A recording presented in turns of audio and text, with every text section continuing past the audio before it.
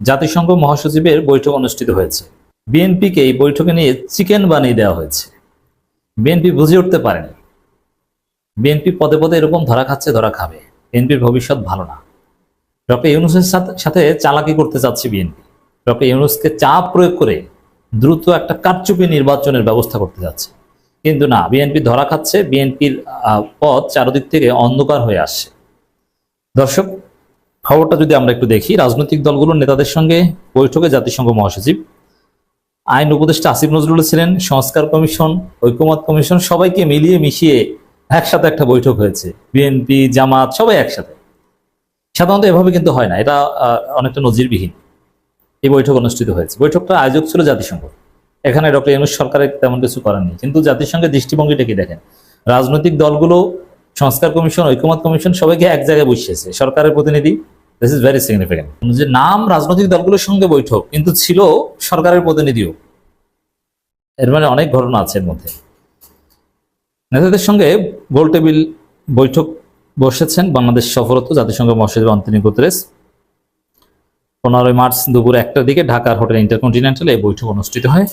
বৈঠক নির্ধারিত সময়ের প্রায় বেশ আগেই রাজনৈতিক নেতাদের বৈঠকস্থলে প্রবেশ করতে দেখা যায়। বৈঠকে অংশ নেওয়া রাজনীতিবিদদের মধ্যে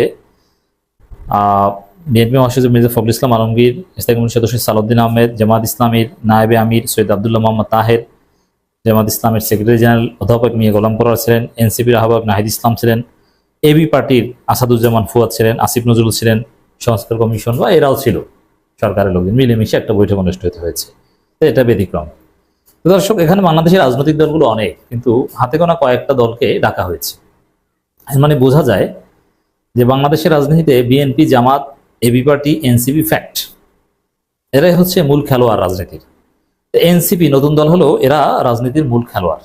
দিস ইজ ভেরি সিগনিফিক্যান্ট। তো দর্শক, বৈঠক শেষে রাজনৈতিক দলগুলোর নেতারা গণমাধ্যমের সাথে কথা বলেছে। জামাত ইসলামী গতানুগতিক কথা বলেছে যে তারা free, fair and credible election চান, তারা সংস্কার চান। জাতিসংঘ সেটা বলেছে। জামাত ইসলামের পক্ষ থেকে জাতিসংঘকে ধন্যবাদ জানানো হয়েছে। খুব সংক্ষিপ্ত ব্রিফ করেছে, ব্যাপক সাংবাদিকদের উপস্থিতি। কিন্তু জামাতের নায়েবে আমির ডাক্তার তাহেরের নেতৃত্বে যেহেতু এখানে যাওয়া হয়েছে, তিনি কয়েক সেকেন্ডে একটু কথা বলে চলে গেছেন। মানে বলার মতো কিছু নেই এখানে। বিএনপি মহাসচিবও জাস্ট 1-2 মিনিট কথা বলেছেন।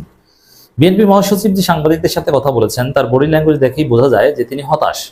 এই বিষয়টা এমন, আওয়ামী লীগ যেরকম কাজটা করতো, যে যুক্তরাষ্ট্র, জাতিসংঘ যখন বাংলাদেশের নির্বাচন নিয়ে কোনো কথা বলতো, তখন বিএনপি কিন্তু খুব আগ্রহ দেখাতো।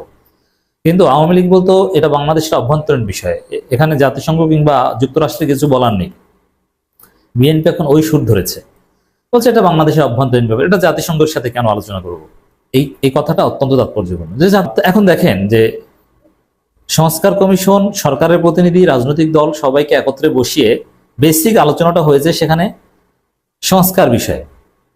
আর বিএনপির মিনমিন সুর, যে তারা বলেছে না না, আমরাও তো সংস্কার চাই, সংস্কার তো হতেই হবে। অথচ টকশোতে যে বিএনপির ফজলুর রহমান না বলেন কিসের সংস্কার, ডক্টর ইউনূসকে, তিনি আবার সংস্কার করবেন, এটা আমার মতো ফজলুর রহমান মুক্তিযোদ্ধাকে মানতে হবে নাকি? ডক্টর ইউনূসকে তিনি নির্বাচন করুক পারলে। মানে মাঠে বিএনপির নেতারা বলেন যে ডক্টর ইউনূসের সংস্কার আমরা মানি না, কিন্তু জাতিসংঘ মহাসচিবের সাথে বৈঠকে বিএনপি নেতারা বলে আসেন মিনমিন করে, না সংস্কার তো হতেই হবে, আমরা তো সংস্কার কথা বলি। তাহলে এই জাতিসংঘের মহাসচিবের সাথে যে বৈঠক, এই বৈঠকের তাৎপর্যটা কি? তাৎপর্য হচ্ছে ডক্টর ইউনূসের বা জুলাই স্পিরিটের বিপ্লবীদের যে আকাঙ্ক্ষা, যে না একটা সুন্দর সংস্কার হবে, সংস্কার শেষে নির্বাচন হবে। জাতিসংঘ ওই বিষয়টার উপরেই গুরুত্ব দিচ্ছে, রাজনৈতিক দলগুলোকে ওটাকে কনভিন্স করার চেষ্টা করছে, যাতে বিএনপি মোটেও হ্যাপি নয়। বৈঠক থেকে বেরিয়ে বিএনপি নেতাদের চোখে মুখে অন্ধকার, কথা বলতে পারছেন না, এড়িয়ে যেতে চাচ্ছেন, জানেন না বা এটা অভ্যন্তরীণ বিষয়, জাতিসংঘের সাথে এত বলার কিছু নেই, বা এই বৈঠক অত গুরুত্বপূর্ণ না, এরকম কিছু। কিন্তু দর্শক, ডক্টর ইউনূস চালাক। তিনি ডক্টর ইউনূসের অবস্থানকে এই বৈঠকের মাধ্যমে আরো সংহত করা হলো। রাজনৈতিক দলগুলোর বাড়াবাড়ি কিংবা বিএনপির যে বাড়াবাড়ি, সেটার রাস্তা সংকুচিত হয়ে গেল। এখন জাতিসংঘ, যুক্তরাষ্ট্র বা ইন্টারন্যাশনাল অ্যাক্টরসদের বাদ দিয়ে বাংলাদেশে কি হবে? ডক্টর ইউনূসের শাসন পদ্ধতি মূলত জনগণের অ্যাবসলিউট সমর্থন তো আছেই, আর ইন্টারন্যাশনাল এনগেজমেন্ট হিউজ, এটাকে তিনি গুরুত্ব দেন।